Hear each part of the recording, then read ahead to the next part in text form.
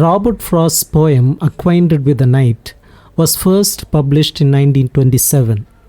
It explores themes of isolation, sorrow, and despair, emotions that feel as pervasive and inevitable as the night itself.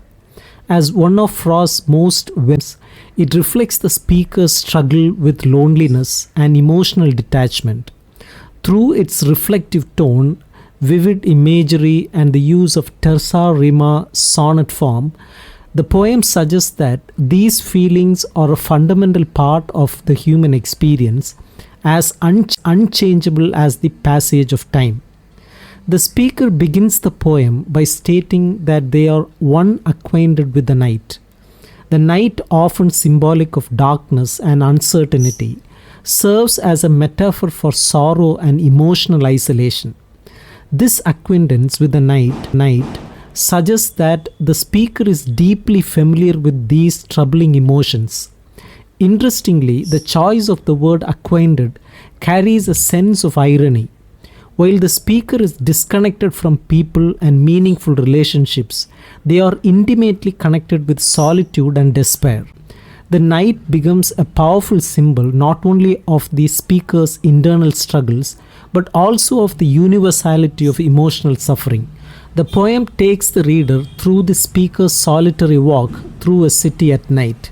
It is a bleak, aimless journey marked by an increasing sense of isolation.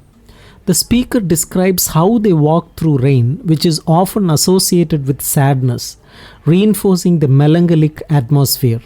The presence of rain at both the beginning and end of the walk emphasizes that sorrow accompanies the speaker throughout. Like a storm that persists, the speaker's emotional burden seems inescapable. The rain serves as an external mirror for the speaker's inner state, suggesting that their tears and sadness blend seamlessly into the dreary world around them. As the speaker continues their walk, they leave behind the furthest city light, venturing into deeper darkness and further isolation. This physical movement into the outskirts of the city symbolizes the speaker's emotional withdrawal from human connection. The speaker looks down a deserted, saddest city lane, heightening the mood of despair. The use of superlatives like furthest and saddest emphasizes the depth of the speaker's loneliness, suggesting that they are retreating not just physically but emotionally, moving further into the isolation with no clear destination or escape. The speaker an opportunity for brief interaction. However, they deliberately avoid making eye contact, unwilling to engage. This moment illustrates how the speaker's emotional barriers prevent them from forming even the smallest connections with others. It also reinforces the idea that isolation is both self-imposed and inescapable. Though the presence of the watchman suggests the possibility of companionship, the speaker's avoidance reflects a reluctance or perhaps an inability to bridge the emotional distance between themselves and others. The walk continues and the speaker hears a distant voice from another street.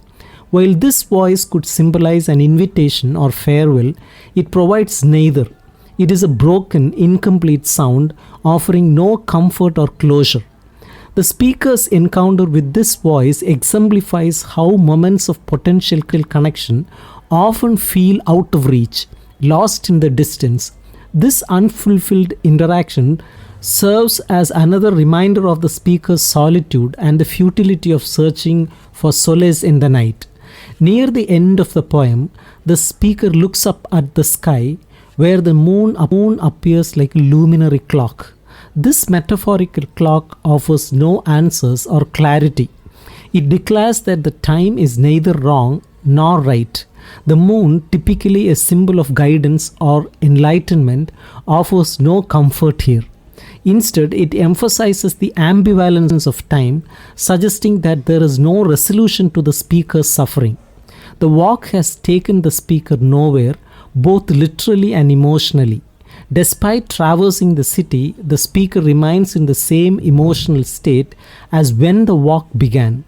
trapped in a cycle of sadness and disconnection. The poem closes with the speaker repeating the line, "I have been one acquainted with the night." This repetition reinforces the unchanging nature of the speaker's emotional state. The use of the word one subtly implies that the speaker's experience is not unique. Many others are similarly familiar with feelings of despair and isolation. This final insight suggests that these emotions are a universal part of human existence. The poem's exploration of isolation extends beyond the individual to reflect a shared, inescapable